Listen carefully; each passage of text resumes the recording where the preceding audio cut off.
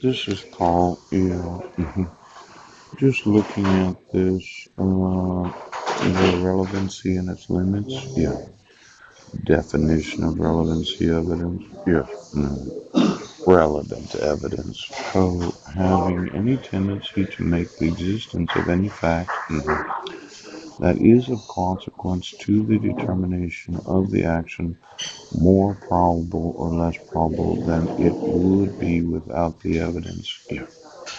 Now, let's say you had some relevant evidence. Police department, yeah.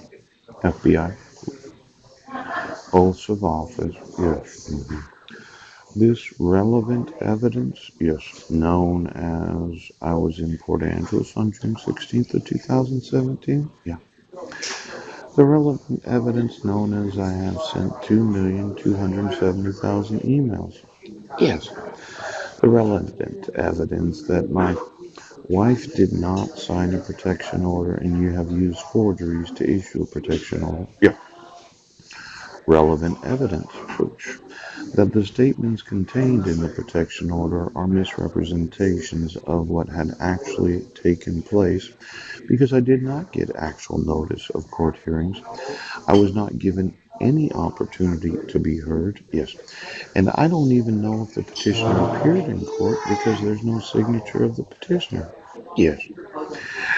Then there's the relevant evidence that I was on the bus on December 31st of 2015 at 7:45 a.m. Yeah, I was in the Squim Public Library on December 31st at 4:48 p.m. Yeah, there's the relevant evidence that I have informed the court of approximately 50 different constitutional violations when issuing protection orders and dissolutions of marriage where I do not assume any liability resulting from you issuing court orders without you protecting my right to notice and an opportunity to be heard, yes, and having proof of service of myself having received a dissolution of marriage because I didn't.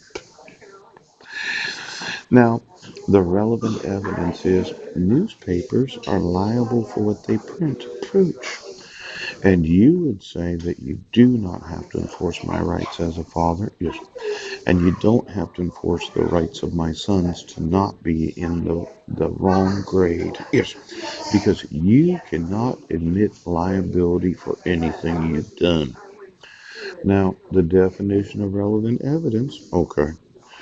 Relevant evidence means evidence having any tendency, yes, to make the existence of any fact, yes, that is of consequence. Now, the existence of any fact that is of consequence, yes, to the determination of the action or the actions that I'm going to take, yes.